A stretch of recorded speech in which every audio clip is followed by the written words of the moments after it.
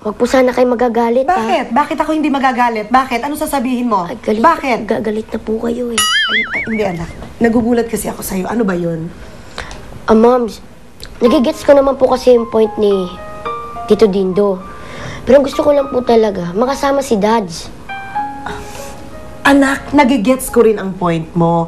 Kasi, syempre, gusto mong makapiling this time ang dads mo. Tama? Tama po. Oo. Moms, hindi mo ba siya namimiss?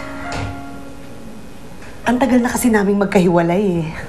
Moms, gusto ko po ulit mabuo ang pamilya natin. Ako, ikaw, at si Dads. Oo, anak. Gets na gets ko nga eh. Gusto ko rin namang mabuong pamilya natin. Ikaw, ako, si Dads. Kaya lang yung witness protection program, anak. Yun ang delikado. Paano pag nalaman ng mga sindikato na nandito ako? Baka mapahamak ako. Paano kung madamay ka? Madamay ang buong pamilya. Paano yun, anak? Ma'am! Bakit? Ma'am, ay, alam ko na. Ano? Ang alin? Ano? Bakit hindi kaya natin isali si Dads sa pagpapanggap natin? Paano yun?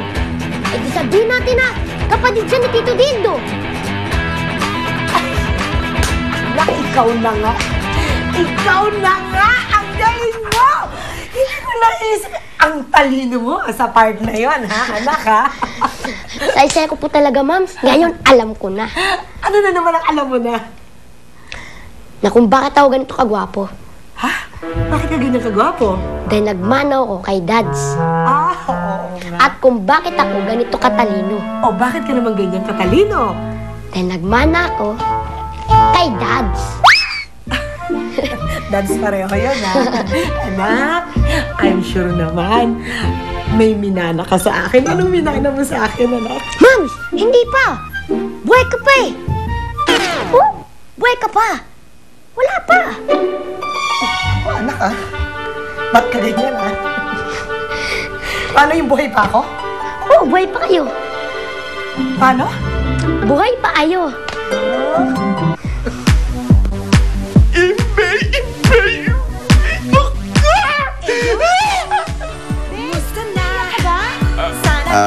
Hindi ako pumapabor na dumito si Boy dahil mapapahamak tayong lahat.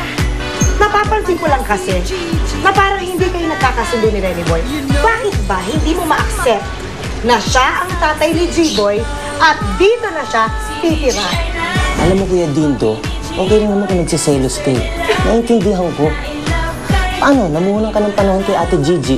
Samantalang si Kuya Rene Boy, kadadating lang. Nung nagkasakit siya, nung may problema siya sa love life, asan ka? Wala ka, pero ako nandito ako. Tapos sasabihin mo sa akin, Ama?